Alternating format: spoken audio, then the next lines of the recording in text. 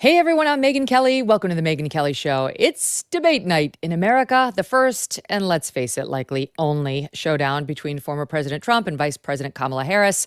He wanted more. He said, I'll do yours on ABC and then you come over to Fox News and do one with me. And she said no. She doesn't want to go in front of anyone who might even just be neutral or fair. She wants to go with her home court advantage, which she will get at ABC. I don't know how they will behave tonight, but I certainly know that they are in the tank for her and against Trump. The Media Research Center just had that study that they released yesterday that we discussed, showing exactly that ABC, actually their World News Tonight program, is the most biased of all three of the network news programs. I mean, so that tells you something. Almost no positive stories about Trump, almost all positive stories about Kamala Harris. And that's what these moderators will be bringing to the fore. It takes place in Philadelphia. The moderators are David Muir of World News Tonight and Lindsay Davis. And the rules will match the June CNN debate after all the back and forth. God, they were so annoying about it. Trump just said, let's stick with the rules. Let's stick with ABC. All of this was pre-agreed. And she tried to say, no, I want the mics on while the other person's speaking because she reportedly thought that Trump wouldn't be able to control himself. And let's face it, she might have been right. And that's why he was like, no, let's keep him off. Anyway, he won. He wound up winning. The mics will be off, at least supposedly, while the other person is speaking. No audience, no opening statements, and we're off to the races. We've got Kellie-Jay Keen here later with me after we talk about the debate at SiriusXM headquarters, or at least SiriusXM Los Angeles headquarters. And she's coming up next. There's a lot to discuss with her. God, she's amazing. I've never met her in person before. She's such a force of nature. We're so lucky to have her in this crazy gender ideology battle. But we're going to start with politics. And I'm just going to talk to you directly about my thoughts on what to watch for at tonight's debate. And then I will give you a list of questions I would be asking, that I would ask Donald Trump.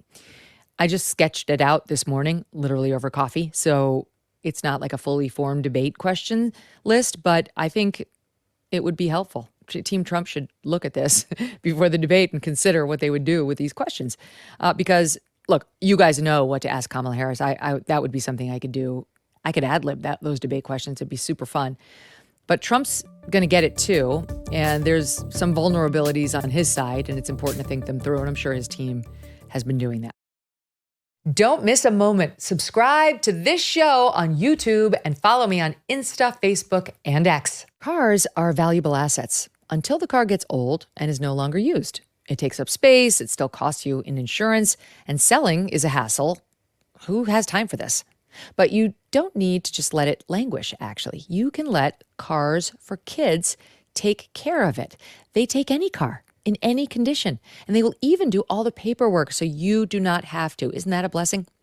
All you need to do is go online, schedule a free pickup, and sign the title if you have one. The whole process literally takes 2 minutes. It's a win-win. Your donation is tax deductible. Plus, these donations support youth and educational programs, so you will be making a big difference in a child's life. And for your generosity, Cars for Kids will send you a 3-day, 2-night hotel voucher when you donate. They have done this millions of times, okay? So you are in good hands. And if you're like me, you know that donating your car to Cars for Kids is the way to go. Don't wait. Claim your vacation voucher and make a difference in a child's life today. Donate online today at Cars, spelled with a K, the numeral 4, kids.org/MK. That's KARS, the numeral 4, KIDS.org/MK. So the first thing I would say if Donald Trump asked for my debate prep thoughts, and he hasn't, is just do not get off message. This is an opportunity to spread your message, and it almost doesn't matter what the moderator asks or how Kamala Harris needles you. He did a good job of this at that debate against Joe Biden on CNN in June. If you go back and look, he was remarkably on message, especially for Trump, who tends to meander. Immigration, immigration, immigration, inflation, inflation, inflation. It's easy. They both begin with I.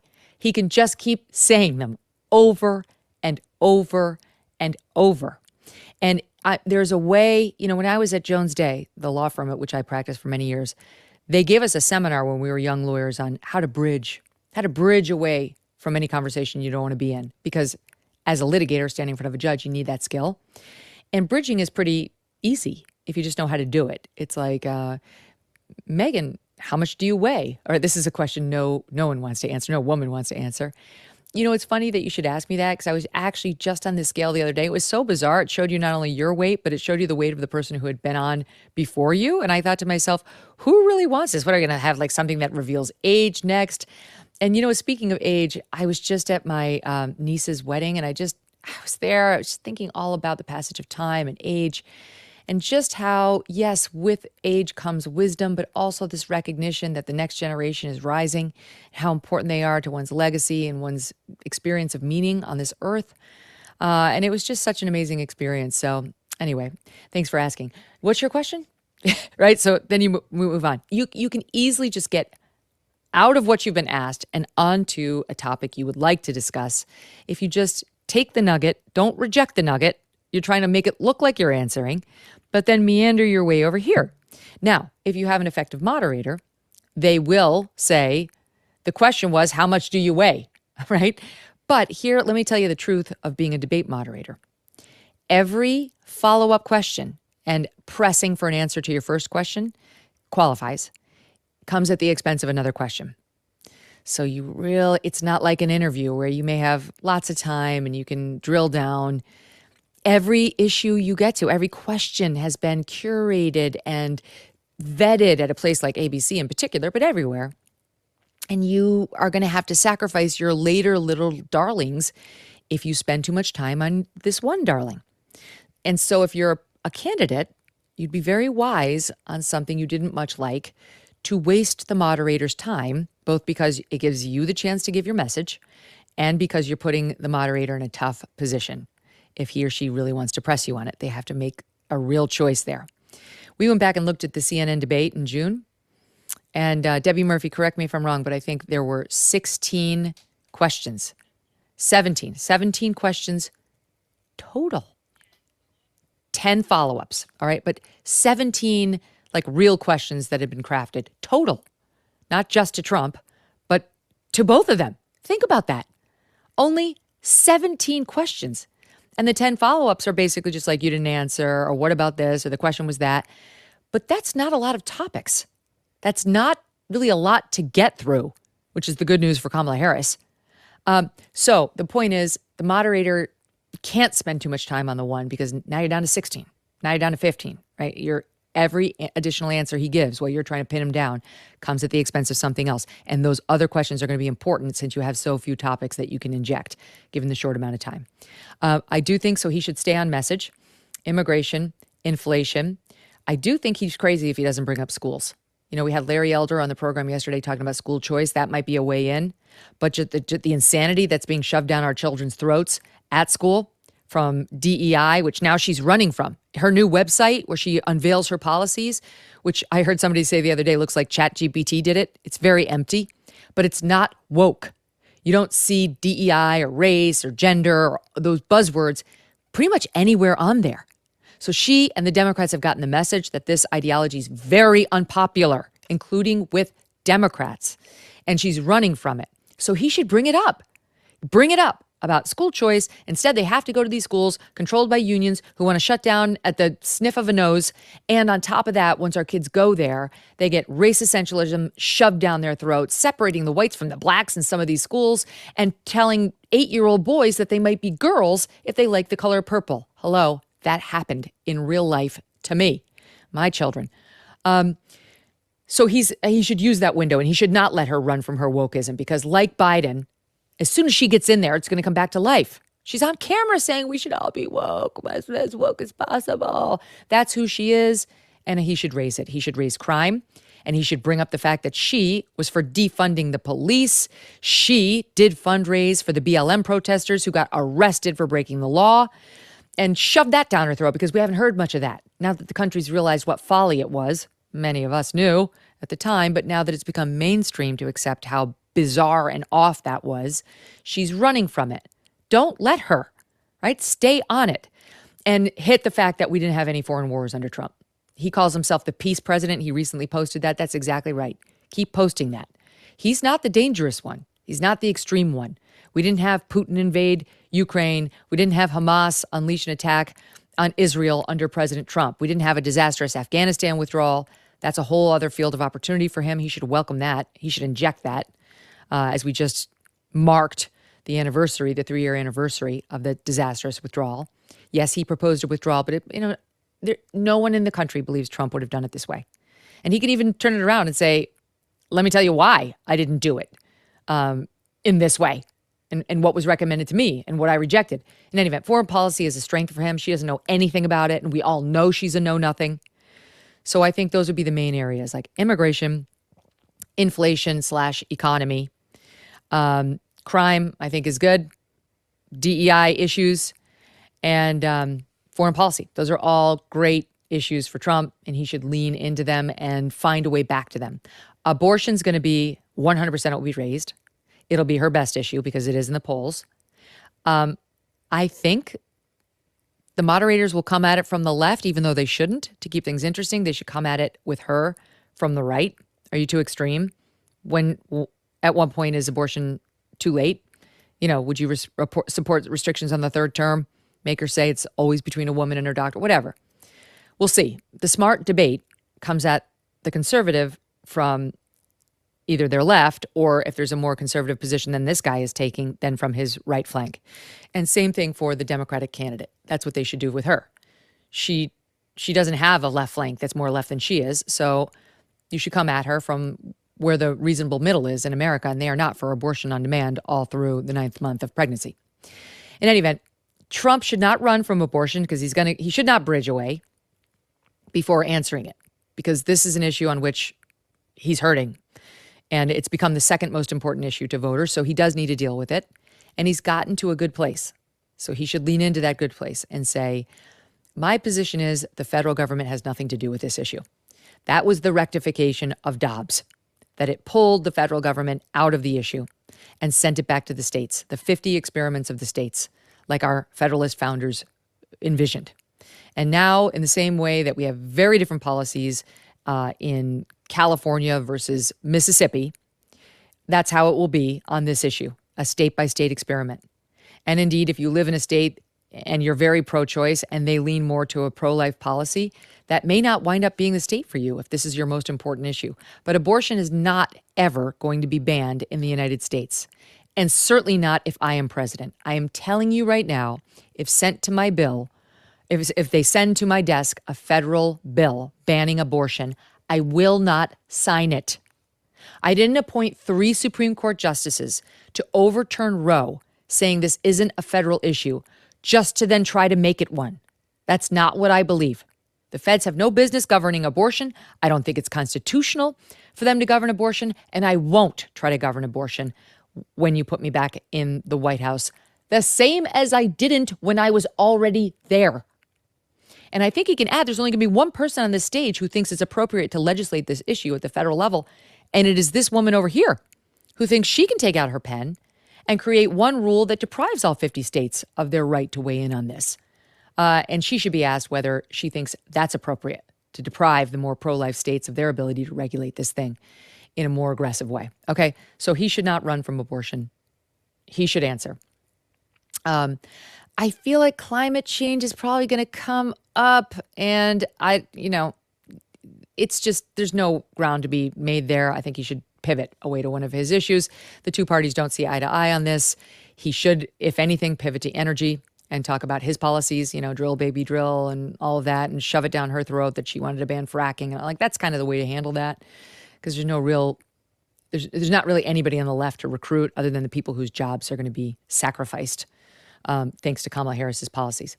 And the other main thing that he must do, that he must do, and I'm sure he will, is to point out you can't trust her. We don't know who she is. She's a chameleon. She'll say anything to get elected.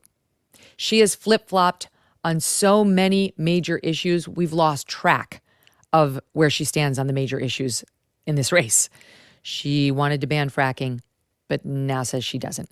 She wanted to decriminalize the border, but now says she doesn't. She wanted to abolish ICE, but now I guess she doesn't. She wanted to ban plastic straws, but now I guess she doesn't. She wanted to make it so that everybody in America loses their private health insurance and has to go on a government plan. And now she says she doesn't. How many things does she flip-flop on? She doesn't know who she is, or worst case, she knows exactly who she is and she's hiding it from you because she doesn't want you to know how far left she is. She's a California progressive who has been acting as a California progressive from the time she got into politics, as DA, as AG, as senator, and as VP. She's part of the Biden-Harris administration, and they're as far left as they come. So you can't trust her. As soon as she gets into office, she's going to betray all of her promises, and we don't know what we're electing. Like, that just has to be repeated over and over and over and over and over and over again. The Comrade Kamala thing, that's good. If he has an opportunity to drop that, I like it. As the few economic policies she's unveiled are a little Marxist, true to her background and her family with her Marxist dad. So that's fine. But other than that, I would not call names. Do not get personal. It is possible that they will bring up, you said she just became black. Don't go there. I mean, he will. If asked about it, you shouldn't act like you're ashamed that you said it. He knows that. But I wouldn't bring it up if I were Trump. Just stay on policy. And if anything, don't say much. Like, let the wave pass, because right now he's doing well in the polls and her momentum has stalled. Her honeymoon period is over. They're right about that. The New York Times Siena poll showed it. The blooms come off the rose. She's increased her numbers with these core Democratic constituencies enough that she's doing better. And now it's tight. But not so much that she's where a normal Democrat would be with them, or that she's polling away with the race, right? Biden at this point in 2020 was 9 points ahead of Trump. Now, according to that New York Times, that same poll, Trump's up 1, which is a statistical tie, but still he's up 1. And he was down 9 this time 4 years ago. So this is bad news for her and good news for him. And he shouldn't be looking for a game changer this evening. She should. He should not, under any circumstances, let her rattle him. Under any circumstances. He's pretty good about not letting that happen. Hillary Clinton gave an interview to the New York Times where she claimed she rattled him when she said he was Putin's puppet. We pulled the SOT. Let's look at it. Look, Putin, from everything I see, has no respect for this person. Well, that's because he'd rather have a puppet as president of the United States. No puppet. And it's pretty clear. You're the puppet. It's pretty clear you won't admit that the Russians have engaged in cyber attacks against the United States of America, that you encouraged espionage against our people, that you are willing to spout the Putin line, sign up for his wish list, break up NATO, do whatever he wants to do, and that you continue to get help from him because he has a very clear favorite in this race. So I guess no puppet. No puppet. I don't think that was a Trump meltdown at all, as she's suggesting. I think that's Trump, the marketing and messaging master, trying to get something into our heads if this soundbite gets played. Like it was a perfect phone call. No puppet. No puppet. Right? That's Trump. I think she's just giving herself unnecessary points. If she did so well in these debates, why did she lose? Why aren't we calling her Madam President? So yeah, I think it's going to be tough to really rattle him. I mean, as somebody who's asked Trump, not just that first question you guys know about, but many very hard debate questions. I've sat across from him a few times now, including on a presidential debate stage. He's tough to rattle. He actually doesn't rattle easily. And so I think like Trump would do well to not let her do it, because that seems to be her whole game plan, as reported by the New York Times. Get under his skin. Bring out his worst self. Because what they're hoping is that they'll have a moment like, speaking of Hillary Clinton, the Rick Lazio versus Hillary Clinton debate, when they were both running for Senate in the state of New York to be a U.S. senator. And he made a mistake of bringing a pledge over to her, asking her to sign it, and it looked bullying. Watch.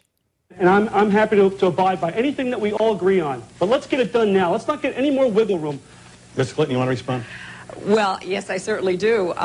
You know, I admire that. That was a wonderful performance, and Well, why don't you sign it? And you did it very I'm well. not asking you to admire it. I'm asking you to sign it. Well, I would be happy to when you give me the Oh, right signed here, letters. right here. Would you give Right me? here. Sign it right now. Well, we'll shake. God. We'll shake No, on this. no, I Rick. want your signature because I think that walked everybody over. wants to see you signing Shook her something hand. that you It seemed said like- you were for. looked almost I'm like she for got it. closer. I haven't done it. You've been violating it.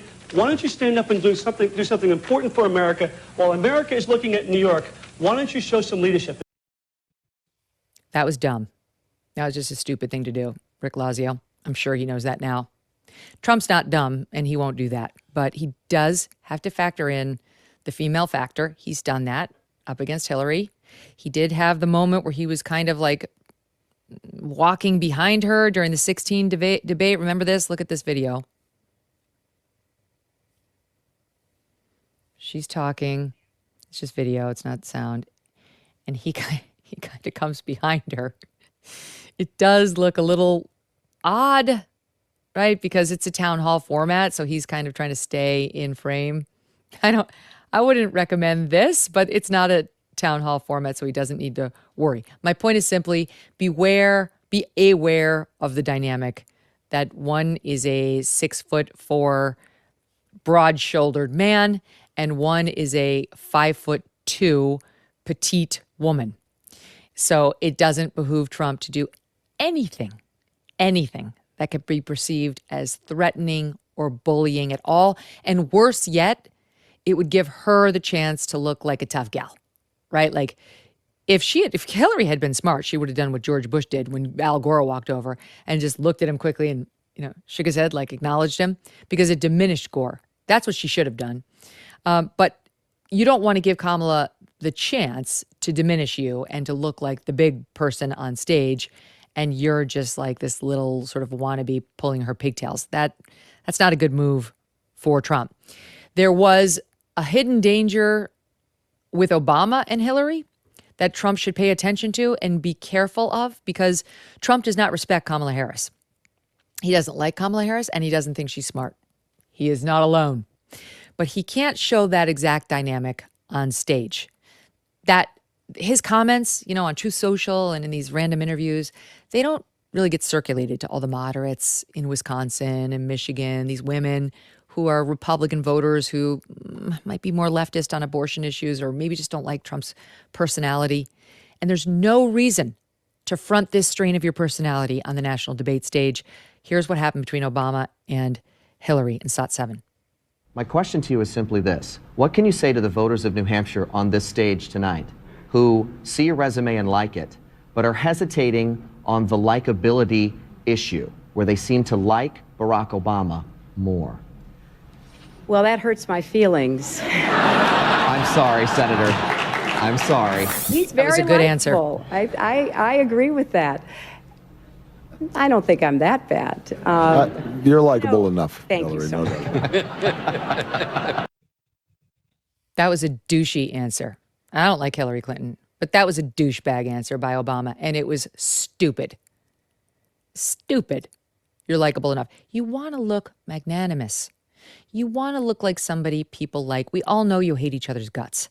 This is a test of how will you perform on the national stage, and are you someone I want representing me and the United States? He should have said, she is likable. She is likable. This isn't about how likable she is. It's about policies, and we're different, and mine are better. But if he had been smart, he would have defended her against that charge. That's the real move. I mean, it's possible that one of these ABC News anchors will say, Mr. Trump has called you unintelligent, stupid, blah, blah, blah, blah, blah. They might pose that to her. And she'll probably give him the same old tired routine. Next question, right? We saw her do that during the CNN debate. But if they then turn to him, he can say something to the effect of, look, she's called me names that are not fit for broadcast television. And so, yes, in the heat of the campaign, things can get spicy. But here's the real reason you shouldn't vote for Kamala Harris. She wants to open the border. She wants the same Joe Biden policies that got us 9% inflation that they're now celebrating is down to 3. Yay! Tell it to the people who are still paying $1,200 a month more than they used to, whose gas prices have risen 50%, all that. Okay, so that's the way that should go down. But if anything, he should not insult her again personally. And what I said is true. Campaign stuff is campaign stuff. On the presidential debate stage, there's a higher standard, and I think he should live up to it. Beware of Kamala Harris's verbal tics. I think he won't interrupt her the way he did with Joe Biden during that first presidential debate between the two of them. Remember, they only had two. You remember, that joke with the kids, like, knock, knock, who's there? Interrupting cow, interrupting him, moo, right? That was Trump on debate number 1 against Joe Biden. Remember this? Now, make sure you, in fact, let people know you're a senator. I'm not going to answer the question because the question is radical left. Will you shut up, man? I think this is so unprecedented. He's going to pack the court. We have ended this segment. It was annoying. It was annoying, and it was held against him. He did not do well in the polls shortly after that, and I think he learned his lesson because he behaved better at the second debate. Now here, as you know by this point, is how she handled it in her debate with a very polite, though appropriately interruptive, Mike Pence. I mean, it's a debate, so you're allowed here and there to say, I don't think so, or yo, that's not right. That's appropriate debate behavior, but not to Kamala Harris, who wants you to know when she's speaking. Mr. Vice President, I'm speaking. I'm speaking. Mr. Vice President, I'm speaking. Well, wait. I'm speaking. It'd be important if you said the truth. Mr. Vice President, I'm speaking. I'm speaking. Okay. If you don't mind letting me finish, we can then have a conversation. Okay? Please. Okay. Non-answer. Trying to answer you the now. American people deserve a straight answer. I will not sit here and be lectured by the Vice President. I'm speaking. Yeah, I'm about to. Oh, my God. I will not be lectured by the Vice President. Okay. Honestly, I hope she does that. I've revised my position. He should bait her into saying that she looks so annoying. She is so, I'm speaking. We all know what a debate is supposed to look like. This is not our first rodeo. The American people have seen these time and time again, and we understand how it's supposed to work. Now, if she had done that against an interrupting cow version of Trump, like we saw versus Joe Biden, fine. But what Mike Pence was doing there, she was just annoying. That was effing annoying. So I'm kind of on the fence. Like if that happens, he should embrace it. He probably has a one-liner in response, but it's just, that is annoying. The haughty, I'm speaking with the hair. I'm speaking. Here's another verbal tic, not for nothing, that Kamala Harris has. I don't think she'd use it against Trump, but I've noticed her doing it over the review we've been doing of her town halls and so on back in 2019 and then when she became Joe Biden's running mate. Listen to how she gets out of tricky questions that she knows the answer. Like she has a thought she wants to say, but even Kamala Harris realizes there are some things that are too controversial. So watch this. People who are convicted in prison, like the Boston Marathon bomber, on death row, people who are convicted of sexual assault, they should be able to vote? I think we should have that conversation. Elizabeth Warren is here, as you know. She said that she supports student loan forgiveness for 42 million Americans. Yeah. Would you go that far? Do you support that? Well, I support anything that is about reducing the debt of student loans, and I think that's an important conversation to have. I am interested in having that conversation, and I'm open to this conversation about extending the number of people on the United States Supreme Court, about increasing the number of people in the United States Supreme Court. Do you support financial reparations? I support that we study that. We should study it and see. Given that policies passed now will affect the younger generation for years to come, do you believe that Americans should have the right to vote at age 16? I'm really interested in having that conversation. I have to tell you that.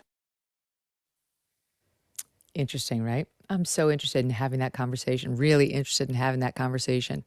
It's actually a very effective way to say yes, but I can't say it up here because I'm running for office.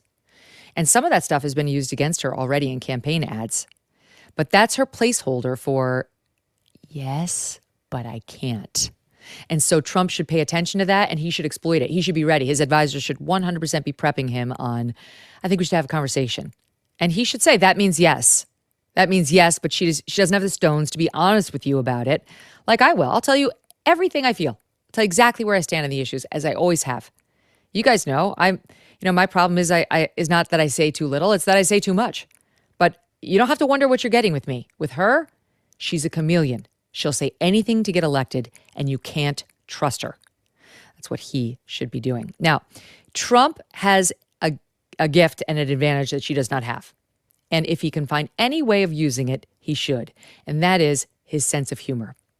One of the most devastating debate lines in American history was in this particular moment. It was after he had been ripping on Jeb Bush for being low energy, to the point where it just stuck. Low energy Jeb, low energy, in the Trump nickname way. And then they had another debate. And in SOT 19, here's what Trump did. But I say this, I am not accepting any money from anybody. Nobody has control of me other than the people of this country. I'm going to do the right thing. You got, according to to what you said on one of the talk shows, you got Hillary Clinton to go to your wedding because you gave her money. Maybe it works for Hillary Clinton. It doesn't work for anybody on this stage. I was a businessman. I got along with Clinton. I got along with everybody. That was my job, to get along with people. But the simple fact is... Excuse me. 1 second. No. I didn't want to... Donald, you cannot take... More energy tonight. I like that. Look. I was asked... That was amazing. And that is the official moment at which Doug Brunt started to look at Trump differently. Because my husband, it was just so good. It was so funny. It was so quick. And it was devastating to Jeb Bush, who is a good man, but did not win that race or even come close. He just took him out. Trump took him out. And if he has an opportunity like that with her, especially on the chameleon or the comrade, he should use it. Trump's got this ability. She doesn't. It's advantage Trump. All right. Last but not least, here is my coffee list of the questions I would ask Trump. And I don't know what he should be prepared for, at least in part. This is not they're not properly formulated into debate language. This is actually how I start my debate questions. I write down my thought on how I might ask it, and then I research it and I bolster it and I fact check all of it and make sure it's good. But anyway, here's where I'd go to Mr. Trump. Joe Biden had a border bill endorsed by the Border Patrol and several conservative lawmakers, and it was killed, allegedly, according to leadership, because you did not want to give Biden a victory in an election year. Isn't this an example of what Kamala Harris claims is your focus on what's good for you, not the U.S.? He's going to have to answer for that border bill. That's her number one and really only answer, other than, I was John Wayne down at the border when I was Attorney General and I didn't let anybody cross them there border. No, that's what she wants us to believe now. And she's like, I prosecuted all of the... No, the drug cartels, yes, if they violated California's murder laws, you prosecuted them, but not for crossing the border illegally. Her only real argument on the border is that border bill that was killed. It was Mitch McConnell who said they did it because Trump didn't want a victory for the other team in an election year. If you look at the bill, it's a mess, and it gives Joe Biden or the president the ability to remove all of the reforms with a stroke of his pen. But no one's telling you that on the Republican side because they haven't figured out how to short form why they didn't like it. Donald Trump, you need a short form on why they didn't like it and what it actually did. Because you will get hit on that, if not by the moderators, then by her. And that's a good debate question. Here's another one. Mr. Trump, you think a 6-week ban on abortion is too short a time for any woman seeking this procedure. He said that just last week. Most Americans agree with you on this point. Why shouldn't voters elect a president who will work to ensure that it's longer? Right? Like, hey, we're all together. 6 weeks is too short. Why shouldn't they pick her? She's going to make sure we have 6 weeks and then some. And that's basically your typical abortion answer. That's one where I don't think he's going to get into the nitty-gritty of 6 weeks. At least he probably shouldn't. And he should go back to state by state. I was speaking to what I would vote for in my particular state, but this is we live in a federalist country. There should be a question about Medicare and Social Security because they're a hot mess and everybody's too chicken shit to tell us that they're going to have to do something to it. He and she, both. But maybe something like Medicare and Social Security are facing bankruptcy in as little as 10 years. You say you won't touch them, which is a good political message, but totally ignores the problem. How will you address the catastrophic shortfalls they will face if nothing is done? I don't know what he's going to say. We're going to generate so much, income, in GDP, thanks to my policies, that this won't be in it. It'd be interesting to hear. Mr. Trump, you've proposed a 10% tariff on trade, potentially even across the board, you said. Tariffs lead to increased taxes because the foreign country will pass the increased cost along to the consumers and or will impose their own tariffs on our goods, which American farmers and manufacturers must then pay. How are Americans supposed to handle that kind of increased cost for families that are already struggling?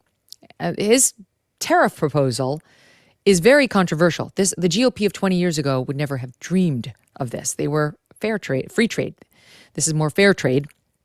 It's been one of Trump's key economic proposals. I think he'll defend it. I think it's one of the things he really does believe.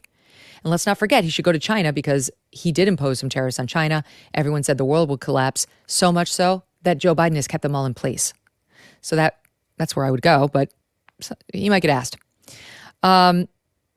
This is more of an MK question because I like to go to the place that hurts, and I don't care if it doesn't make people like me, as you know. But I don't see David Muir doing this in any event. Here it goes. Mr. Trump, voters do not much like you. Your approval numbers have been and remain historically low. Americans are worried you will govern based on personal grievance. What assurances can you give them that you will not use the presidency as a score-settling vehicle? I'd love to hear what he's going to say. Wouldn't you like to hear answers to these questions? And this is just what I would do to Trump. Can you imagine if I could ask my questions to Kamala Harris? I'll give you that list on another day. I just did Trump this morning. Okay, here's another one. This one's probably coming. Mr. Trump, virtually none of your cabinet, only 4 out of the 44 members, is voting for you. Mike Pence won't even endorse you. You're vice president. Why shouldn't voters follow the lead of those who have actually worked with you as president and are in the position to know you best professionally? That's a good question. She just released an ad on that today. 91% of his cabinet is against him. Fair question, good question, tough question. Let's hear what Trump says. Can't say they're all losers because he hired them. I think he's going to go with first time in the swamp. I was advised by swamp monsters and rhinos, and this time I'll know better. We'll see. Okay, I would love this one. I actually think this one should be asked. I would 100% ask this. I would say, Mr. Trump, after all the denials, the lawsuits, January 6th, the impeachment, your refusal to go to Mr. Biden's inauguration and more, you recently, quietly, on a podcast, admitted that you did lose the 2020 election, quote, by a whisker. Will you now admit before this audience that you lost and that your earlier claims to the contrary were wrong? That's a great question. I love my question. They should ask that question because Trump did say that the other day. And we saw some on the far right lose their minds saying kind of what I said there. Like, well, what was it all for? What was all this, the things I just went through, what was it all for? If you admit you lost, there are many Republicans who will not admit that to this day. And I like the way it would box Trump in to where, like, he either have to say, yes, I lost. He's not going to say, yes, I admit it all now. But, or it sort of puts him in the position of having to revive the stolen election claims, which the moderate voters in the swing states don't like. So as a questioner, I like it. I like it when it puts them in tricky spots that are hard to get out of. Why? Because I'm there to serve you and to raise all their bullshit and then let them deal with it. And then you get to see how they deal with it. But of course, unlike the moderators tonight, I would be doing that to both sides. And I would have very tricky, tough, difficult questions for her too. My prediction is the toughest questions will come for Trump if they ask tough questions at all. They might go the CNN route. The CNN route in June was, we've been told by our bosses to try to win back moderate voters. We are just going to say, what will you do about Social Security? What will you do about the border? What will you do about inflation? Those are the questions in June. It was a relatively risk-free approach. It actually wound up being a hugely consequential debate because Joe Biden couldn't even answer those. And everybody knows what happened with him. But I'm going to guess that's kind of how tonight's debate will sound on ABC. Very generic, short, sweeping questions on the issues as opposed to specific, tight provocative questions because they're going to be very worried about negative feedback, given that this is probably the one and only presidential debate between these two. All right, that's it. Don't forget, we're going to be bringing on Kellie-Jay Keen in just a minute to talk about all things in the trans insanity. But before we go to break, I want to remind you, tonight, 10:45, as soon as the debate is over, we will be live on youtube.com/Megyn Kelly and right here on Sirius XM Triumph Channel 111 on Sirius, live with Rich Lowry, Emily Jashinsky, Eric Bowling, Mark Halpern, and more to give you immediate feedback on how things went. So look forward to seeing you then. Hungry Root is one very easy way to eat healthy. They send you fresh, high-quality groceries, simple, delicious recipes, and essential supplements. It's like having someone else do all the planning and shopping so you don't even have to think about it. Hungry Root gets to know your personal health goals, dietary restrictions, favorite foods, how much time you want to spend cooking, and more. Then they build you a personalized cart for the week, including easy 4-ingredient recipes to put those groceries to use. Each order fully customizable.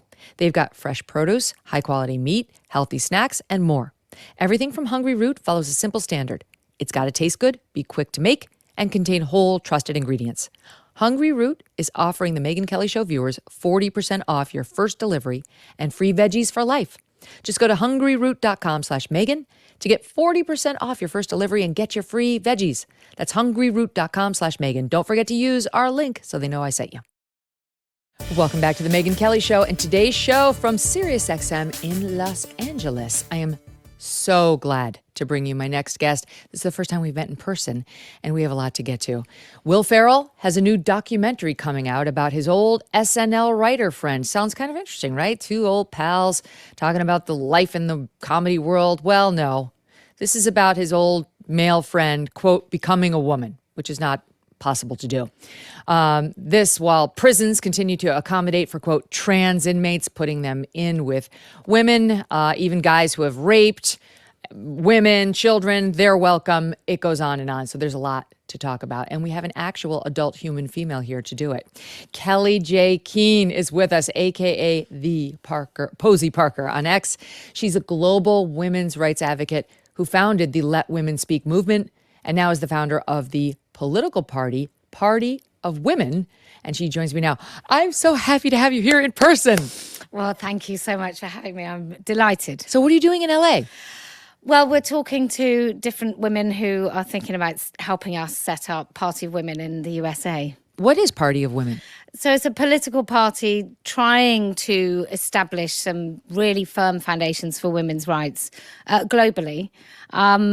And it's because the UK, like the US, we're just locked in this really boring two-party system where nobody's really getting the voice that they deserve.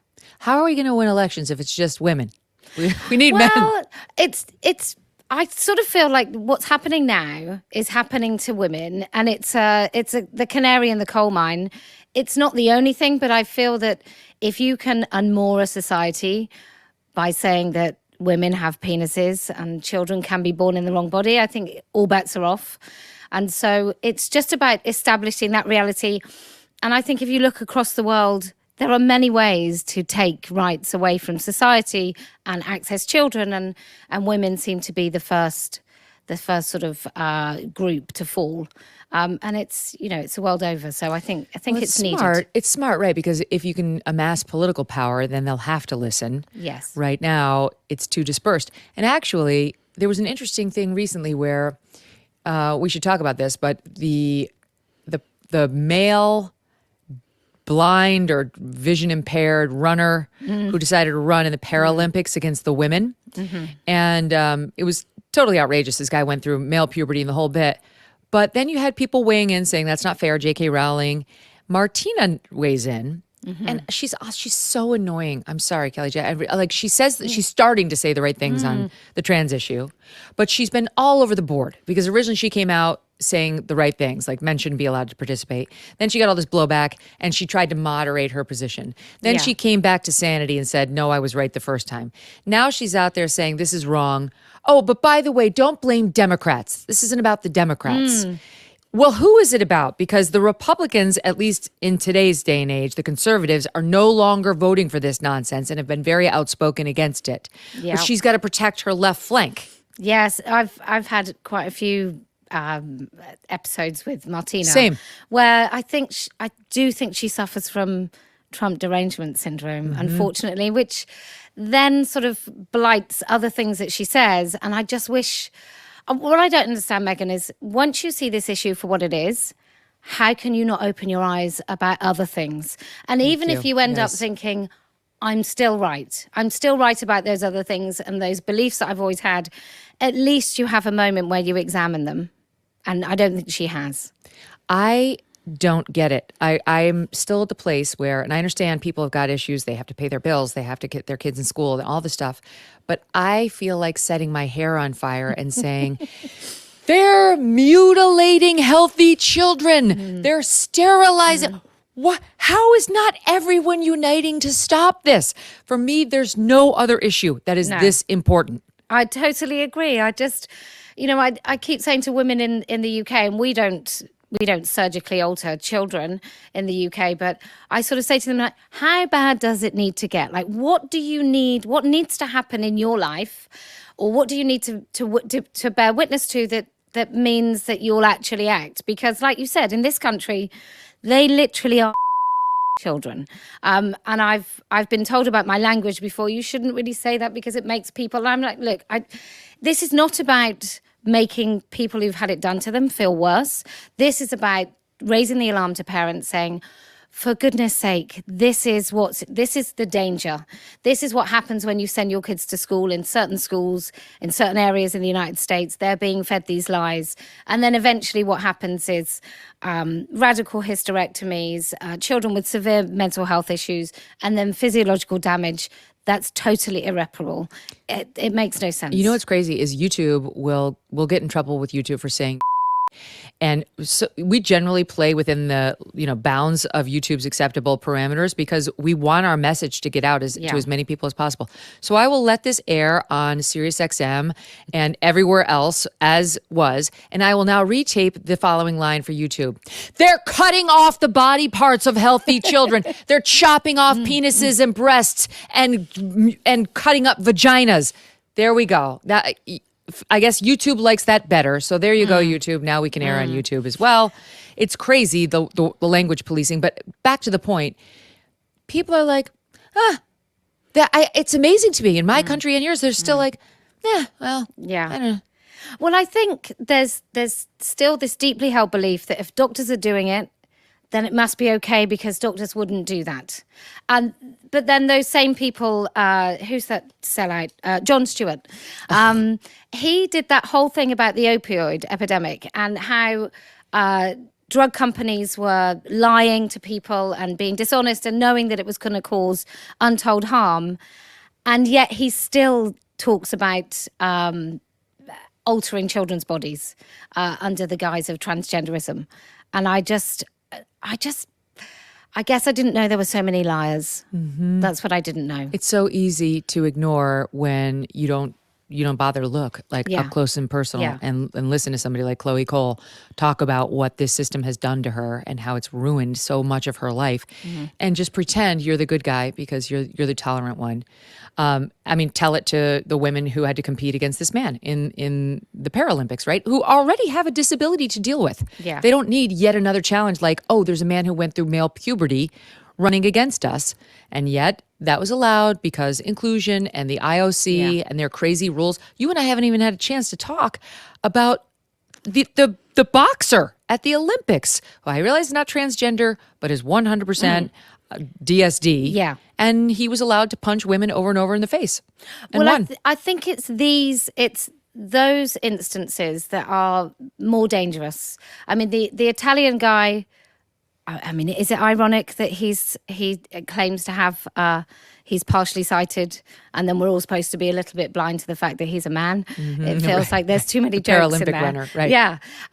So you've got that, and then you've got the DSDs, and really if we just stuck to the truth that men are men and women are women, and sometimes men have sexual reproductive issues or DSDs, and that means that they're not the same as other men.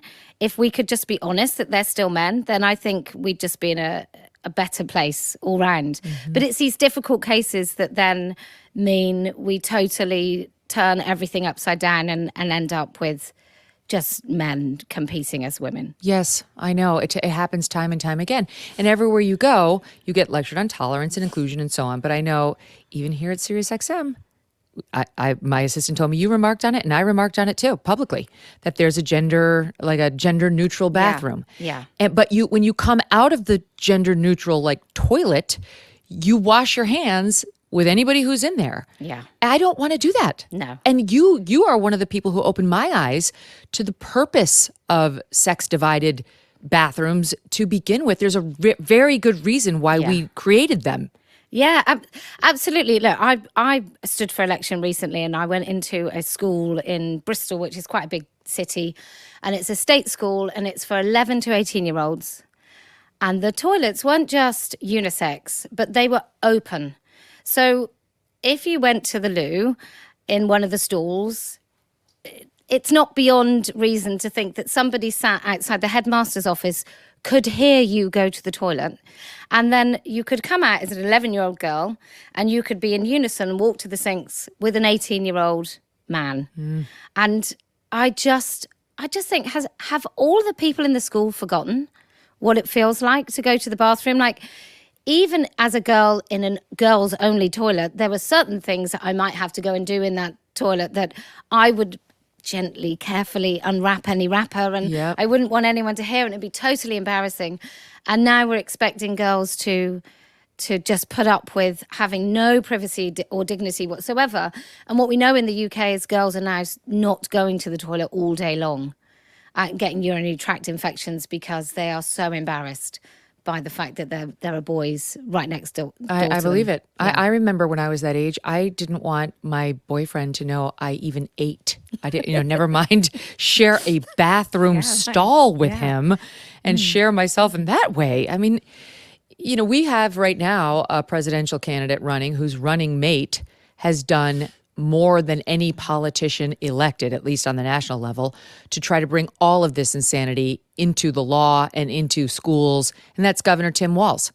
And now that he's caught, he's trying to say, oh, I didn't do any of that. Oh, not him directly because he doesn't give interviews, but his surrogates trying to say oh, well, when we mandated tampons be in all the bathrooms in all the schools, including boys' bathrooms, it shouldn't count against us because we only put them there if there's not a gender neutral bathroom. And while we did mandate that courts can take custody of children from other states who have parents who won't affirm them and give them, quote, gender affirming care. It's very rare, and it's really just compassionate. This stuff is truly radical, Kelly. Yeah. Oh, yeah. I mean, there's a chap in California when I was here a couple of years ago, and he's the one that's allowing men into women's prisons and making Gavin Newsom? Yeah, I think the governor of California. No, the one with the really little glasses, who's very tall. Oh, is his name Scott? Yes. What's his name? My team Wiener. will get it to me. He's aptly named. Oh, Wiener. He's the worst. Oh, he's disgusting. Yeah. And I followed him down the street, and I was sort of saying, why are you putting men in women's prisons? And I think California a sanctuary state, so kids can come here, like parents where the states are saying no, they can bring them here. Oh, yeah. No, it's far crazy. left on the trans thing, but no farther left than Minnesota, which is more in the heartland and is shockingly left on these policies, thanks to its leftist governor who's now running to be our next vice president and won't own it. It's that's what's crazy. At least Scott Wiener will own it. He'll go out there and say, this is what I believe, and I'm going to push it. And, I realize I have no daughters, but screw you.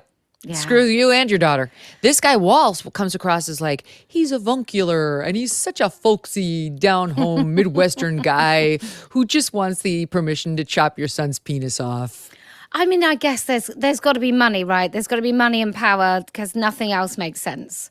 Unless these people are genuinely evil, which I think money and power has the capability of bringing that in. But to do it, like you say, to do it in a way. Yeah. Let's castrate your kids. Yeah, right. That's what they're talking about. It's incredible. So now mainstreamed is Will Ferrell. And I'm so sad about this because who doesn't love Will Ferrell? He's a comedian. He's spent his whole life trying to make us laugh, and he's very good at it. Yeah. And so now on Netflix, no less. I mean, this very popular platform that all of our kids have access to, most of our kids. So he's releasing a movie of himself and his lifelong, or at least 20 plus years, best friend, whose name is Andrew, but now he's going by Harper because he's, quote, transitioned to female. Again, that's impossible. It's not a thing. And here's a little sot from the movie trailer. Let's watch it. Hi there. I'm Will Ferrell, one of the greatest actors in the world. A long time ago, back when I was at Saturday Night Live, I met a guy who was hired as a writer the same week I was hired. He wrote a bunch of sketches for me and eventually became the head writer of SNL. And over the years, he became one of my closest friends. And then one day, I got this email. Hey, Will, something I need you to know. I'll be transitioning to live as a woman. I don't doubt that Will is my friend, but I'm not Andrew Steele anymore. Oh, my Lord. It was just, Oh, dear. whoa. Yeah, it is a whoa.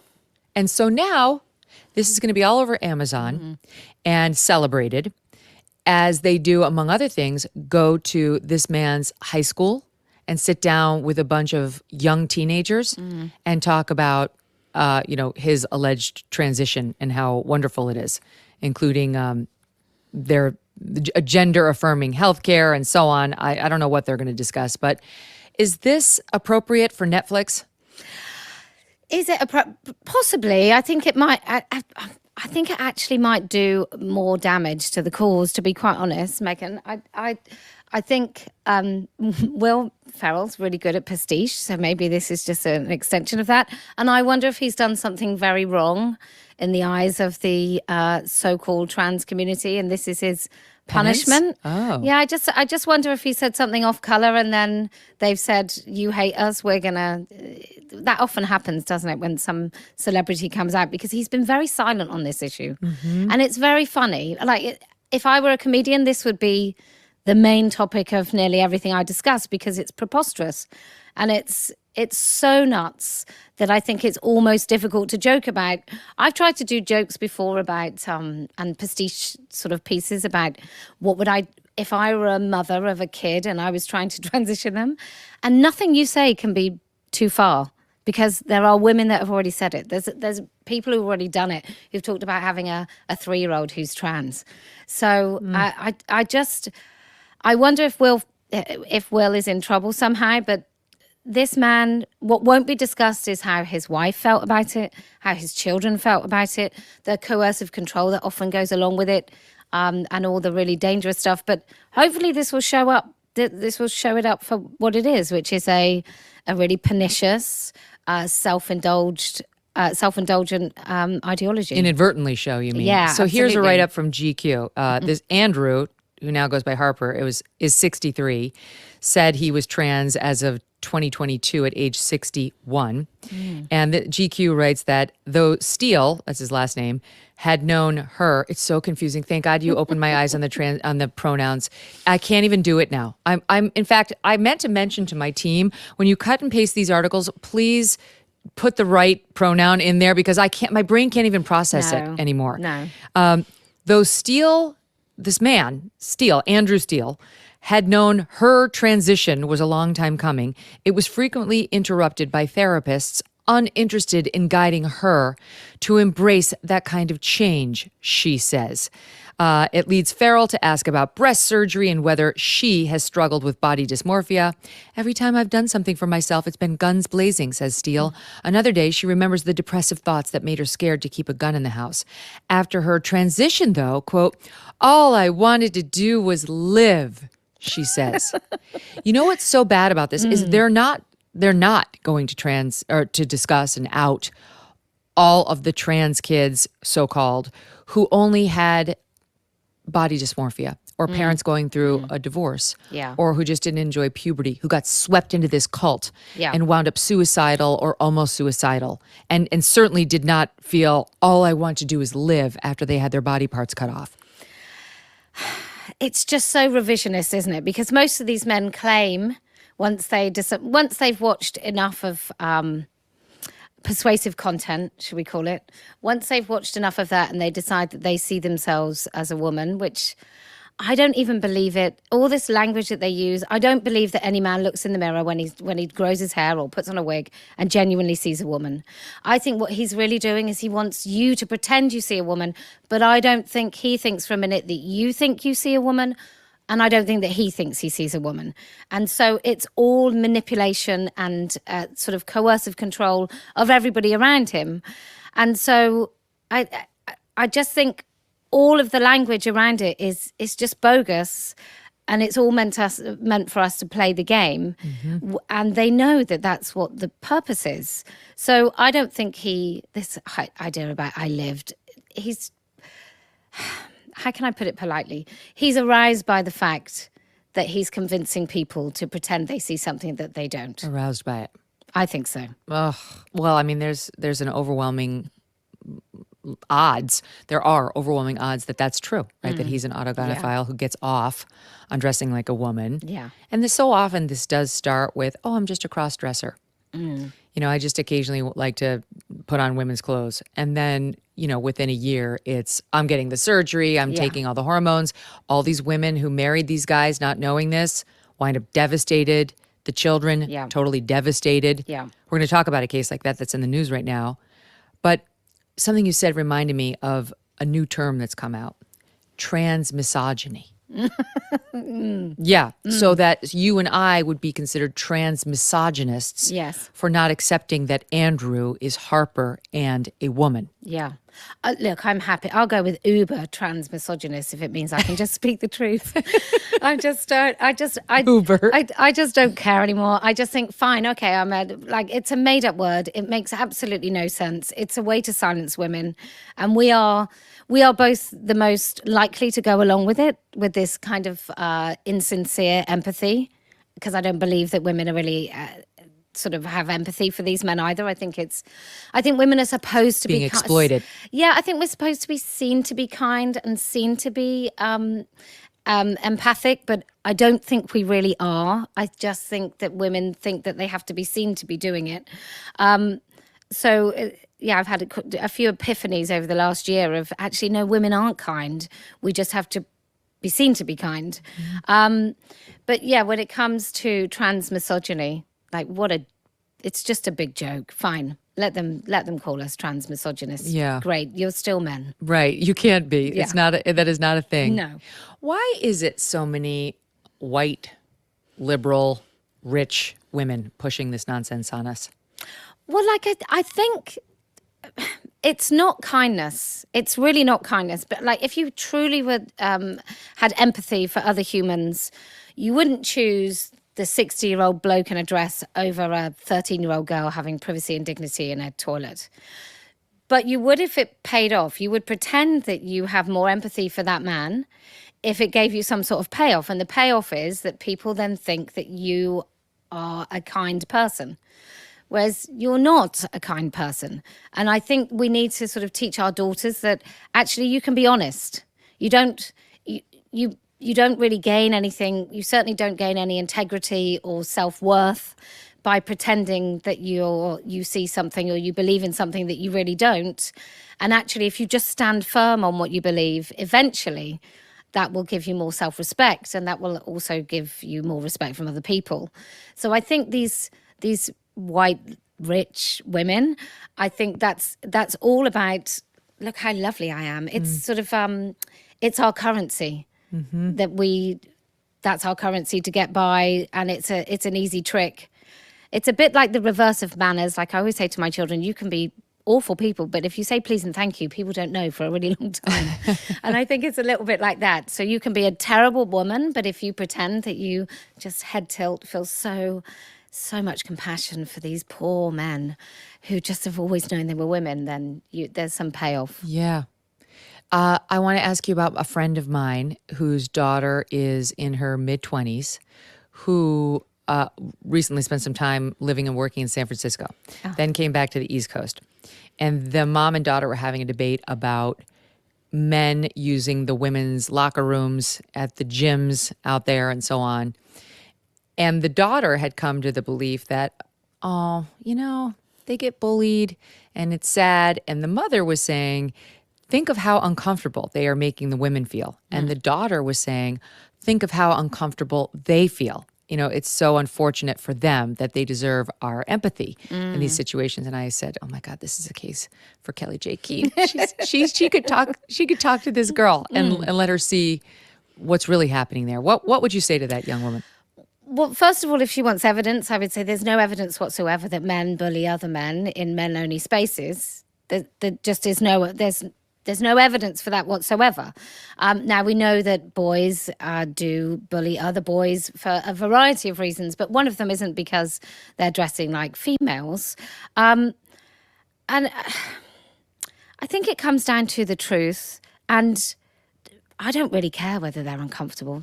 Yeah. It's not my problem. I like this part. I just don't care. I just think I look at my daughter's very quiet. She's very opposite to me.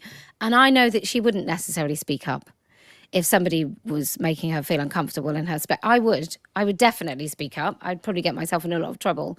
But I'm very much, I'm 50 years old. I'm very much like, no, we're not having it. No, you just won't be doing that. I'm a little girl who grew up in the time of Thatcher. So we had good grounding, I think.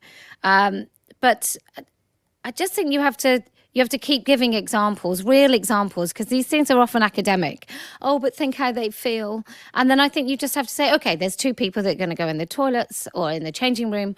One is a 50-year-old man who genuinely believes he's a woman, which I don't think they do, but let's say we genuinely heartbroken, can't go into the men's.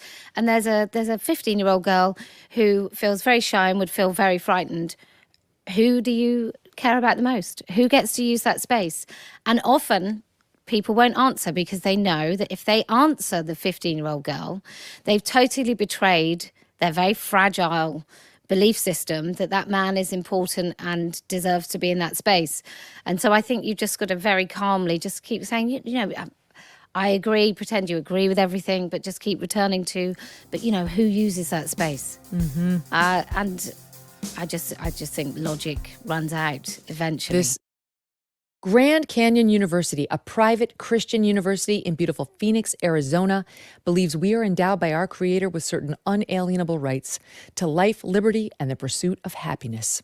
GCU believes in equal opportunity and that the American dream starts with purpose.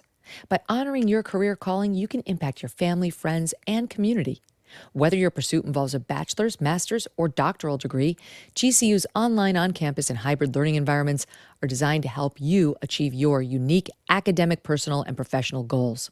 With over 330 academic programs as of December 2023, GCU meets you where you are and provides a path to help you fulfill your dreams. The pursuit to serve others is yours. Let it flourish. Find your purpose at Grand Canyon University. Private, Christian, affordable. Visit gcu.edu. We are sponsored today by Donors Trust, the tax-advantaged way for conservatives to simplify their charitable giving. Charitable giving is about more than goodwill and a tax write-off. Conservatives understand that civil society made possible by private philanthropy is often more effective than yet another government program. Donors Trust offers donor-advised funds, which work like your own charitable savings account, helping you simplify and manage your charitable giving. You make your tax-deductible contribution into your account, then grant out your funds to organizations like churches, education groups, and public policy institutes, or invest your charitable dollars to grow your future giving potential. Donors Trust handles the details and can even offer recommendations on where you can have the most impact. With the uncertainty of a changing presidential administration and Congress next year, now's the time to secure your charitable legacy with confidence. Visit donorstrust.org/MK to get your free donor prospectus. That's donorstrust.org/MK to increase the impact of your giving with Donors Trust. This problem must come down eventually to one person ceding ground to the other. I mean, there's no way you can both protect so-called trans rights and women's rights. No. You just can't. No. So at some point, you are going to have to establish a hierarchy of what you care about most. Yes. And the protection of women has been an age-old care for our country, for our world, in most places, most civilized places, to the point where it's been written into law. Yeah. Only now have we decided to pretend that's not a thing, like with our Title IX revisions, just trying to stuff men into the definition of women and those protections. And it's caused massive problems already. Although right now on Title IX here in the United States, we've had great rulings. The courts so far have said, you're not doing that in all the states that have brought the challenge. And at the moment, we're winning that battle. The last bastion of reason has been the courts who say, no, there is a way of knowing what a woman is. Yeah, thank goodness. Thank goodness for those courts, because your political leaders are insane. Yeah. And getting more so by the day. Just so it's weird to watch from across the pond. I mean, we're already mad. I've been interviewed numerous times by the police for calling men. Oh, come on. Well, I know, because the UK is crazy about that. They're crazy. Yeah. 2018, I was interviewed. What do you say? Because it's true. Well, you don't say anything in the interview, because the police will try and catch you out. So you take a lawyer and you have to say no comment, and it's under caution. And they say it's a voluntary interview, but if you don't come, they'll come and arrest you, and you can't leave the country, or they'll arrest you at the border. So I went in. That was one. I had the police at my house because I was, get ready, untoward about what I would call a paedophile, untoward about pedophiles. What? They came to my house. They were there to protect the pedophiles, and what's said about them? They said, and I said, well, I think, all the people you can be untoward about, I think that is a group that you can be untoward. And he just said, I'm not here to argue. I mean, I think he misspoke, but yeah, I also said that a girl really called herself trans because she was homophobic and she didn't want to be a lesbian, and I was interviewed under caution about that. I mean, they came from the opposite end of the country and spent the night in a hotel. What? To interview me. It's crazy. So you've managed to avoid arrest because you get a lawyer and you are represented when you have these interviews. But this is just because of public statements you've made or statements on the internet. Yeah. One of them was because I made a sarcastic comment that a woman who ran a charity that promotes the transitioning children, I said that she was the children's champion. I held up a photo. And in the police interview, they were like, do you have lots of photos of this woman around your house? Wow. I mean, it's laughable. Like you're some creepy stalker. Yeah. And look, what will happen with a lot of women who don't know their rights, and I know my rights, is they would accept a caution. So then you would end up with a criminal record, or police will tell you to plead guilty, which is what they've done to all the people recently been arrested in the protests and some rioting that went on, and they've not about the women issue, but about the immigration issue. No, but it is still about words. Yeah, same thing. Often it's about words, and so we could be in a situation, and we have been in a situation where, if you so-called misgender someone, you could end up in prison. Like, we really are there. So do you know now over here, that's been written into Title IX, right? That's now going to be considered, if it gets rolling, harassment, not to use the right, quote, pronouns, the right, Yes. right? That would be their view. And that now there's an EEOC rule mandating that employers do it. This will be struck down as unconstitutional. Here in America, you cannot compel speech of the people. Yeah. It is unconstitutional to make me call a man a woman. I won't do it. I dare anybody to arrest me or sue. It's not going to happen. Your law will be struck down as unconstitutional, especially with the Supreme Court, which is going to be on my side. But things are very different. Like, we're starting to get crazy when it comes to free speech. But we're crazier than you guys are on the actual procedures we're doing to the children. Yes. Why is it that England in particular has seen the light faster than we have when it comes to, as you say, there's no surgical procedures for the minors. Yeah. And now they've said we're not doing the medicine, the puberty blockers into the cross-sex hormones. And we still prescribe that stuff like it's candy. I think it comes down to money. And there's so much money in your health system. And then insurers don't... I've never really understood why insurance companies are paying, but I guess it's cheaper for them to pay for the surgery than be sued by not paying for the surgery. I don't know whether there's some sort of deal that the medical companies do, but we have a single payer. We have like the NHS. And these procedures are very expensive. And they're experimental. I mean, I won't go into too much gory detail, but there was an American girl who had what they euphemistically call bottom surgery, which basically means she had a piece of her flesh fashioned into a penis. You basically lose your forearm. It gets cut down to the bone. Yeah, and then they end up with necrosis because then they skin graft from the thigh onto the forearm. And they do that because the thigh's too hairy to actually fashion into a penis, which is why they do these sort of multiple surgeries. But she had 31 corrective surgeries. And one of them was to prevent her from urinating from an orifice that you wouldn't normally urinate from. That's it. That's as polite as I can make it. But yeah, there's so much money in it, and we don't have as much money to spend on each person in the UK. And we had a woman called Sue Evans who back in 2004, she raised the alarm about even allowing children to go on puberty blockers. So we've had some really quite outstanding medics that haven't been silenced. It took them a long time to actually make it into national news.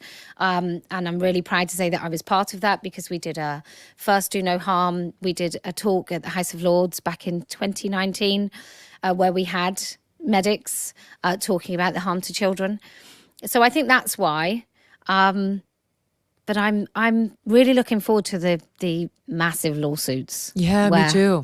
Me too. There's a great Texas law firm here in the United States, which is starting them. Yeah. They were formed for this very purpose. So that's great because that's one thing we do listen to here is lawyers. God bless them. I mean, it depends on the situation because they can be a force for evil. But in this particular, it's very good. Now, can you tell me, what did you think of, in the UK, there was this big report called the Cass Report. Yes. And this woman came out after doing this comprehensive study of these so-called gender-affirming care procedures for minors and really said that there's just no proof that any of these is doing any good for children. And I felt like probably people like you and I felt like she didn't go far enough. Yes. But it definitely was pretty earth-shattering for the proponents of this stuff. Yeah. So where do you stand on the Cass Report and what kind of a difference has that made? Well, I certainly think that people refer to it a lot. So we were in a better situation the day it was published than we were the day before. But like you said, she didn't go far enough. And she did use some of the language, which I felt was really unnecessary. And she should have had a little bit more courage. And I'm a bit tired of the slow process of academic and kind of review. We know it's bogus. I think it would have been, for me, I'd rather see the evidence to say why it was ever done in the first place, because there's nothing good about any of it. I mean, you don't have to be a medic to understand that blocking puberty, which is the most significant developmental thing we do, including being born. A human being, you change more in that sort of puberty than you do from 0 to 3. And to think that you could do anything to stop it that isn't absolutely, properly, physiologically life-saving.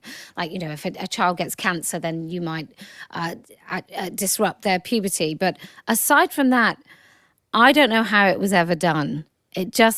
It feels so odd, and perhaps I'm totally naive about the way medicine works, but I thought normally you would have to prove again and again and again that something was good before you could actually do it, to kids especially. So, the Cass Report is good because I think it does give people a point of reference, but like you, I don't think it went far enough. And how about the outcome of Tickle v. Giggle? A case we've discussed on the show before with our Aussie friend who unfortunately wound up getting a ruling and defending her all-female website for apartment rentals and so on, and a trans person tried to infiltrate, and she said no. She got sued. She lost. And now we have a legal declaration that what is a woman? It's fuzzy. You can switch. They've switched a lot. I mean, I think we knew that already in Australia. I think this case just sort of proved it. Yep. But I think they knew they were going to lose. And I think the app had accepted others besides women as women on the app.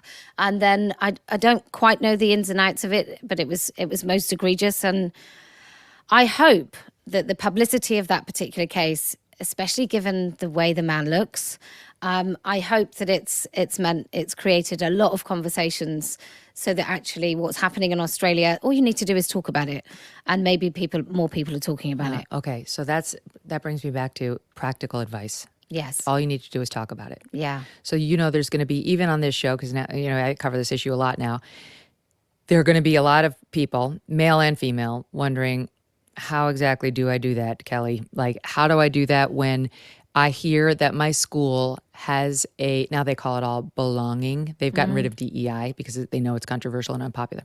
So now they say, under the auspices of belonging, we're going to discuss race essentialism and trans ideology and explain to you how a man can become a woman, a boy can become a girl. They may come into your spaces, they may come under your sports, and if you are an inclusive, tolerant person, that's our policy at this school, then you will not object. So forget the kids for now. What do the mom and the dad who want to be tolerant, who may even be on the left, but agree with us, right, in principle, what do they do? Well, I think you talk to your children about things before school does, number one. You have a totally different system in the US where you have school board meetings. So I think you have to go to every single one, and especially dads, and I hate to say this as a woman, but apparently we have voices, us women have voices that sometimes people don't hear. It sounds like a squeaky, high-pitched, unserious thing. And I do tell dads in the UK, you go and talk to the school. You go and ask about their policies. And we have a right now in the UK to see everything's being taught to our children. When it comes to the US, your school system's so troublesome. And the unions are very strong. And it feels like you've got sort of 50% activists and 50% silent cowards in the school system. But I guess you just have to go, every single parent, if you care about this at all, it's no good just whining with each other at home or talking to your children. I think you have to be visible again and again and again.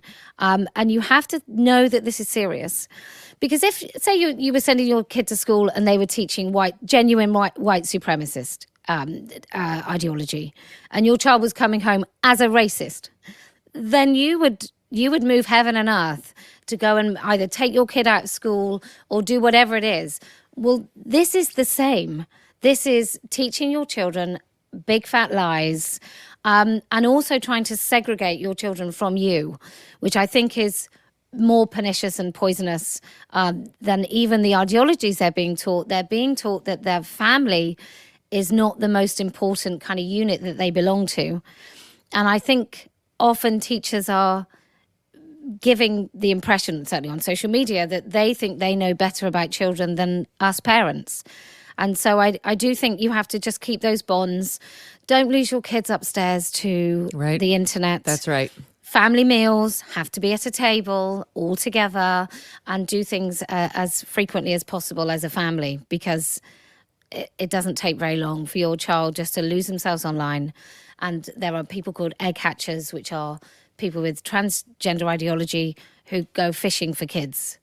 And so just be mindful, like Discord, Reddit, all of these websites. Some of the games, too. A friend of mine her son was playing a normal video game that you would, I don't remember the name of it, but it was just, it was like whatever, robots punching each other. And it wasn't a trans person, but it was an adult male who reached out to her son and started to make direct contact. And he immediately was like, "What's this about, Mom?" And she freaked out. Yeah. But you do have to be careful, even with the games, if there's any sort of a chat function on there. 100%.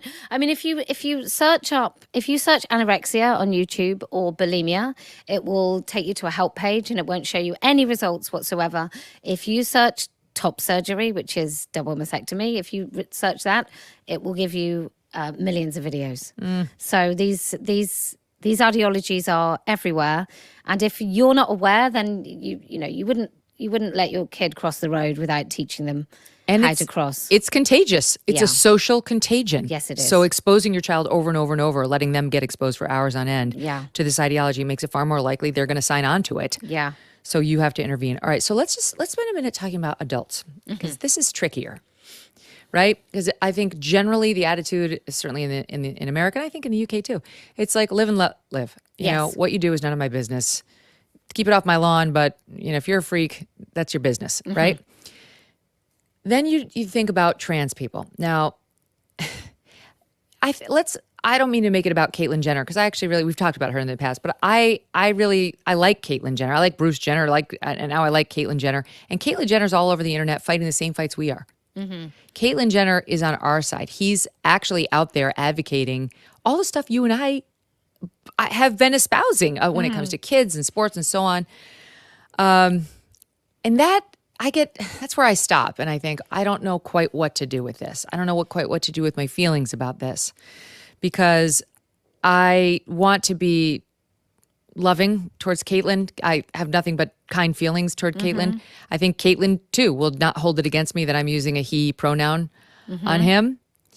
And yet, I do think if Caitlyn wanted to go into the restroom with my daughter, I wouldn't want that. And I realized I had a guest come on here, Katie Herzog, and say, what if it was somebody who really looked like a woman, who looked just like a woman? Or what if it was a woman who really passed as male, who looked totally butch with a bunch of tats? Why couldn't she use your son's restroom? This person would be more at home in a male restroom than in a female restroom to the passersby. It would make more sense. And I just kind of fell back on no, because one, we allow it for one, we allow it for all. Yeah. It's the camel's nose thing, but you take it.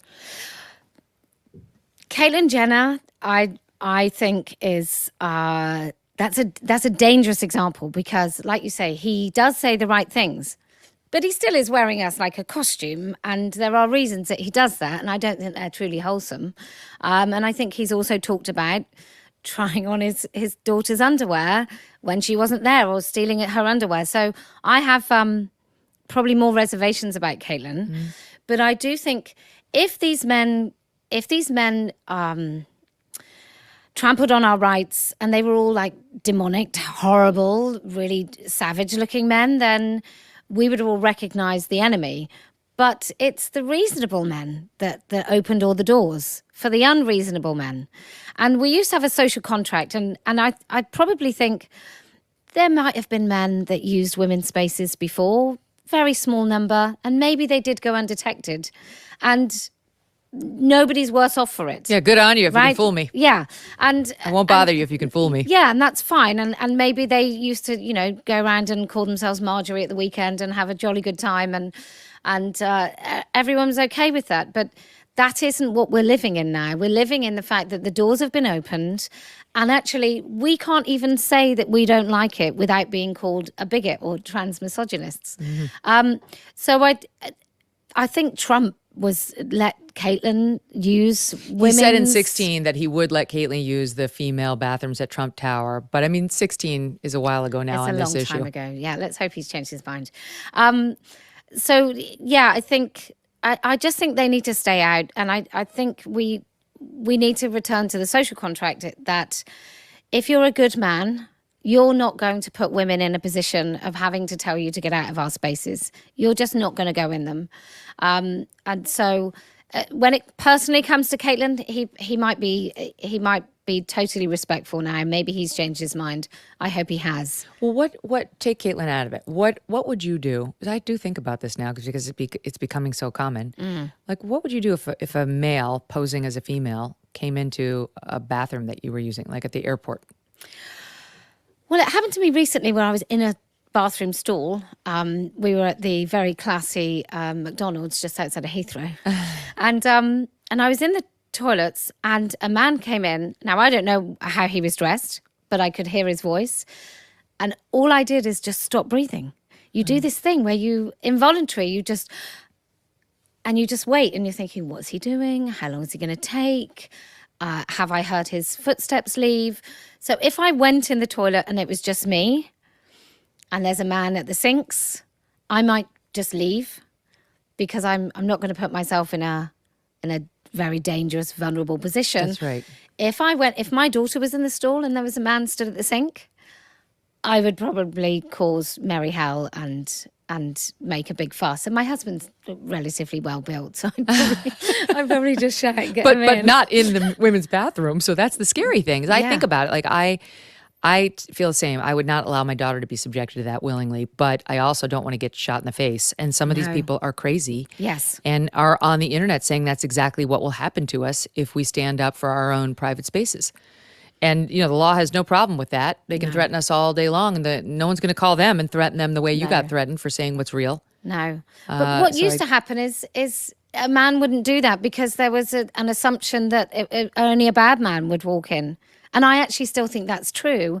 They've just managed to convince people that actually it's their right to use our spaces. Yeah. Yes. Right. Oh, that's so infuriating. Exactly right. case I mentioned earlier comes to mind because some of these men are truly sick people. And not all, I don't think they're all sick. I do think they all have an issue for sure. But I mean, some are truly sick. And this guy, I think, is doing us a favor by writing this book and making himself so public right now. He's from Canada. I don't know what happened to Canada. Maybe it was too cold and it just didn't work out as an experiment. But there's so much trans insanity in Canada. Yes. It might be the worst of all. I think it is. Maybe Ireland's getting crazy too. But anyway, so this is from Redux, which does a great job, as you know, writing about our issues. And the headline is, "Oh, Canada." Okay, father of 7 lives life as a 6-year-old girl. 6-year-old girl. A Canadian man in his 60s who abandoned his wife and children to live as a 6-year-old girl is currently promoting his memoir about his transition. Stephanie, I guess it's Stephanie Walsh, whose actual name is Paul, is a father to 7 children, was married to his wife for 23 years before claiming to be trans in 2009. According to his website, it's a gripping memoir that recounts the turbulent journey of his life. And he published this in June. The hardcover version retails for over $50 on Amazon. It's also been stocked at Barnes & Noble. Now, here's the crazy thing. These are Amazon has suppressed how many books? When Harry becomes Sally, they suppressed that book, which was taking a look at this issue from the other side. Abigail Schreier's Irreversible Damage got all sorts of blowback from the Amazon employees who didn't want that published, which is such a sober journalistic, approach to this. But this guy's memoir about running out on his wife and his 7 children, and not only transitioning, so-called, to female, but becoming a little girl. Yes. Who now he says he's been adopted. He's been adopted by an older man and woman, and he's living as now an 8-year-old girl in the custody of, quote, his mommy and daddy, who are totally comfortable with me being a little girl. He says, this person, guaranteed, is all over the internet, weighing in on these debates, getting you in trouble, getting people like me to get censored on YouTube. Yeah. Right? This is, in so many instances, who's behind this movement. Yeah, fetishists. It's sick. Yeah. Yeah. Well, they're all over the movement. I mean, his book will be everywhere. Yeah. He's a particularly egregious example that you will think will pique people, but apparently still not. And Canada is really insane. I think there's a Venn diagram of overlap of people that are completely adherent to the COVID mandates and then going against the working classes. So you've got the trucker protest that was in Canada and freezing people's assets. And it's all about, they do seem to be controlled populations go along with this more than free-thinking populations. And maybe that's what's wrong with Canada, is that they are a little bit easy to control and so easy to manipulate. And so they have men like Stephanie. Oh my gosh. And now it's come out because he published this book that he paints himself as a victim. You know, he was a victim. He made some public comment on Facebook about it. Or no, sorry, he in the book has painted himself as such, but one of his 7 children, according to Redux, posted on Facebook that he tried to force his children to participate in his transvestism. She wrote, "I was 13 when you left. There were days that if I didn't want to paint your nails, you threatened to stop helping me with my homework. You said you couldn't handle the fact that we filed a restraining order. People need to know you can't get a restraining order for someone just being of a different mindset. You were a physical threat to mom the day you left. More than one of your children thought you were going to come back and harm us." Wow. And he goes on. It's long and potentially violent, and the threats and so on. But this has happened quite a few times where this person who's just looking for our empathy and to be taken care of, like my friend's daughter thinks, by us not objecting to him coming into our locker room, has got this kind of a background or something maybe less egregious but still disturbing that we'll never get to know about. Because, I mean, it's no accident this is published by Redux. You're not going to see this in the Washington Post or any mainstream publication other than to celebrate this man and his courage in his transition, right? Yeah. I mean, who knows what's behind Will Ferrell's best friend and what the story is there? what's the story with his family and his wife and so on? Like, what do his social media posts look like? We're never going to know that because we're just going to be spoon-fed propaganda by the people who support this ideology. Yeah. Well, these men, often the daughters of these men say that their fathers decided they were women when the girls were going through puberty. And then they will engage in sort of asking for tampons or towels or bra sizes or go bra shopping. And they really do seem to come out when their daughters are going through puberty or when their wives are pregnant. So when their wives are first pregnant, they might suddenly say that they couldn't keep it in any longer. And is that right? Yeah. Why? I think really what these men hate women. And so they just can't bear the envy of their women doing something so incredibly womanly. And often what happens with the paraphilia and the fetishism of becoming a woman will be accompanied by period fetish, pregnancy fetish, lactation fetish, which is why I think Australia... Yes, that is one of the things that they talk about, that this guy's a member of 200 online communities on FetLife. Among them are multiple groups for the so-called adult baby diaper lover. I'm not going to read all of these, but sissification, lactation fetishism, just what you said. That's why you've got some men now who are given enough drugs to feed a baby. We had one of our Labour MPs, who's now in the House of Commons, as like the government, and he promoted a man who had a lactation fetish and was, I can't say breastfeeding a baby. No. He was putting his toxic nipple in a baby's mouth. Oh my God. For his own satisfaction. But it's happening in the States. Yeah. And in Australia. I think the Australian breastfeeding, one of their major hospitals, talks about helping men breastfeed children. I mean, it's just so gross. It has no end. I think if you can, like I said earlier, if you can believe that a woman has a penis or a baby can be born in the wrong body, then all bets are off as to where that ends. You can't stop any of it. Michael Knowles, who's a conservative commentator at the Daily Wire, he's great. We love him. He got in trouble. I don't know. He's always getting in trouble. But one of the comments for which he got in trouble was to the effect of, forgive me if I don't get it exactly, but he wants to see transgenderism eradicated. Yes. And then everybody was like, he's calling for a genocide against trans people. And his response was, when we say we want to see hunger eradicated, do we think we're calling for the murder of hungry people? Right? It's this ideology to which he's objecting, that he feels it's made up and it's the result of an unwell mind, and it is contagious and therefore dangerous. He can explain it more articulately, but that's it in sum. What do you make of that? Like, what's your reaction when I say that? I totally agree with him. And also the narrative is that these people are in distress. Oh, I was so distressed that I had to wear a dress. Otherwise, I wanted to end my life. Well, if you really meant that, then you would like also an end to transgenderism, wouldn't you? You would like to stop the suffering of people. But yeah, I totally agree with him. Look, just take it back indoors. Keep it in the bedroom. Go and live your best life. If you get your rocks off dressing as a woman, calling yourself Karen, that's great. Good for you. I just don't want to see it. I don't want to participate in it. I don't want my daughter to have to see it. I don't want it taught in schools. And I don't want any of you men in women's spaces.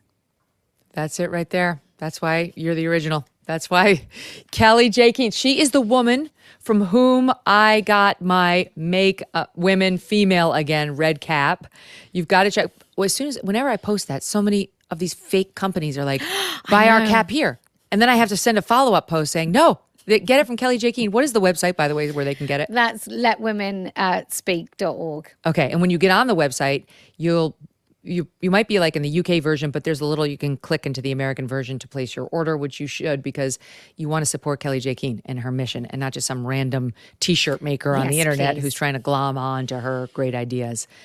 She is the founder now of the Let Women Speak movement, and now the political party, the Party of Women. Good luck. Thank you. Thank you. Wonderful to see you. Oh, so great to have her. And thanks to all of you for joining me today. Remember, our live debate reaction show is tonight at 10:45 p.m. on SiriusXM Triumph Channel 111 and on youtube.com/ Megyn Kelly. We'll have all the instantaneous reaction from the big debate covered for you. See you then.